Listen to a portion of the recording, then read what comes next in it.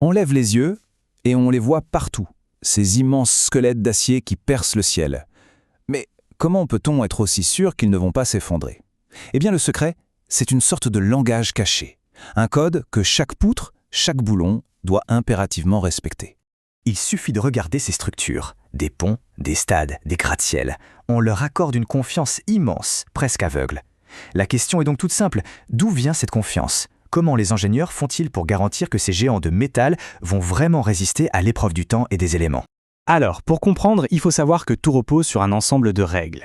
Des principes directeurs presque invisibles qui gouvernent absolument chaque élément d'une structure en acier. Et ce langage, ce fameux code, c'est l'Eurocode 3. Pensez-y comme le manuel de règles, la pierre de rosette de la construction métallique en Europe, et même bien au-delà. C'est lui qui fixe noir sur blanc les méthodes de calcul et de conception pour garantir la sécurité. Pour commencer à déchiffrer ce code, il y a un principe fondamental à comprendre, la conception aux états limites. C'est, en quelque sorte, la philosophie de base de tout le système. Alors, un état limite, qu'est-ce que c'est exactement? Le plus simple, c'est d'imaginer une ligne rouge à ne pas franchir. Un état limite, c'est le moment précis où une structure passe cette ligne, le moment où elle cesse de fonctionner comme prévu. Et attention, ça ne veut pas forcément dire un effondrement spectaculaire. Et cette image illustre parfaitement les deux grandes familles d'états limites. Regardez à gauche, la flèche excessive. La poutre plie un peu trop. C'est gênant, ça peut rendre le bâtiment inutilisable, mais ça tient encore debout. Maintenant, regardez à droite, le flambement. Là, c'est tout autre chose, c'est la rupture. La colonne cède d'un seul coup. La différence entre les deux est cruciale. On fait donc la distinction entre ce qu'on appelle les états limites de service, les ELS, qui concernent le confort, la fonctionnalité de tous les jours. Personne n'a envie d'un plancher qui vibre à chaque pas. Et puis, il y a les états limites ultimes, les ELU. Là, on ne parle plus de confort, on parle de la survie même de la structure. L'objectif numéro 1, c'est d'éviter l'effondrement à tout prix. Les calculs sont donc toujours menés pour ces deux scénarios bien distincts. Bon, maintenant qu'on a posé les règles du jeu, parlons un peu du matériau lui-même. Parce que l'acier, ce n'est pas juste de l'acier. La façon dont il est transformé et surtout la forme qu'on lui donne, c'est tout aussi important que sa composition chimique. Tout commence avec du minerai de fer. Et comme on le voit sur ce schéma, c'est un véritable voyage industriel. Un processus ultra complexe et d'une précision folle qui transforme une matière brute en produit fini dont les propriétés mécaniques sont parfaitement maîtrisées. Et le résultat de ce processus, c'est toute une variété de profils, comme on peut le voir ici. Des poutres en I, en U, des cornières, chaque forme a été pensée pour une fonction bien spécifique, pour résister à des forces précises de la manière la plus efficace possible. Le point crucial, il est là. Tout est résumé dans cette phrase, tirée des principes de conception. C'est la géométrie de la section qui dicte son efficacité, sa capacité à résister avec le moins de matière possible. C'est ça, le secret de la performance de l'acier. D'accord, on a les règles, on a le matériau optimisé, mais comment on s'assure que tout ça va tenir le coup dans le monde réel, avec toutes ces surprises et ces incertitudes? C'est justement là qu'intervient le filet de sécurité de l'ingénieur. Alors, petit point de vocabulaire d'ingénieur, on ne parle pas vraiment de force au sens large, on parle d'action.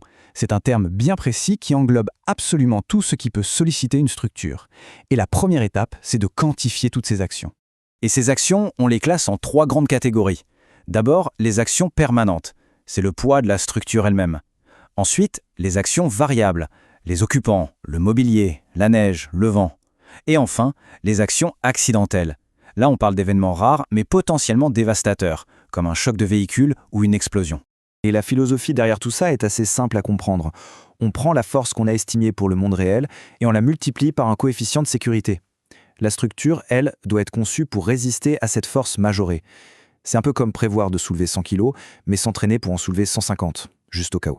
Mais en réalité, le système est encore plus malin que ça. L'Eurocode utilise ce qu'on appelle des coefficients partiels. En gros, regardez bien. On applique un coefficient de sécurité sur les charges pour les augmenter et on en applique un autre sur la résistance du matériau pour la diminuer. C'est une double sécurité. On s'assure comme ça que la capacité réelle de la structure est toujours, mais alors toujours bien supérieure au pire scénario qu'on puisse imaginer.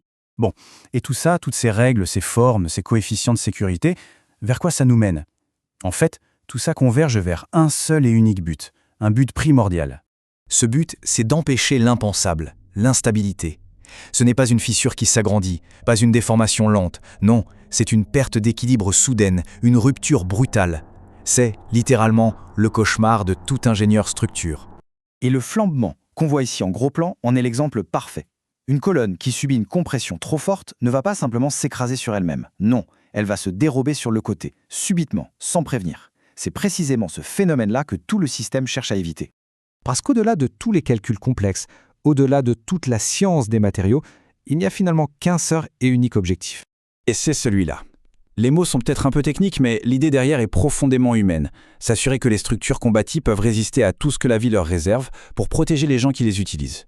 Tout est une question de probabilité, de gestion du risque, pour garantir notre sécurité. Voilà, l'Eurocode 3, c'est donc ce langage invisible qui veille sur la sécurité de notre environnement. Mais alors qu'on construit toujours plus haut, avec de nouveaux matériaux, face à des défis climatiques inédits, la question se pose. Quelles seront les prochaines règles invisibles dont on aura besoin pour assurer la sécurité des villes de demain ?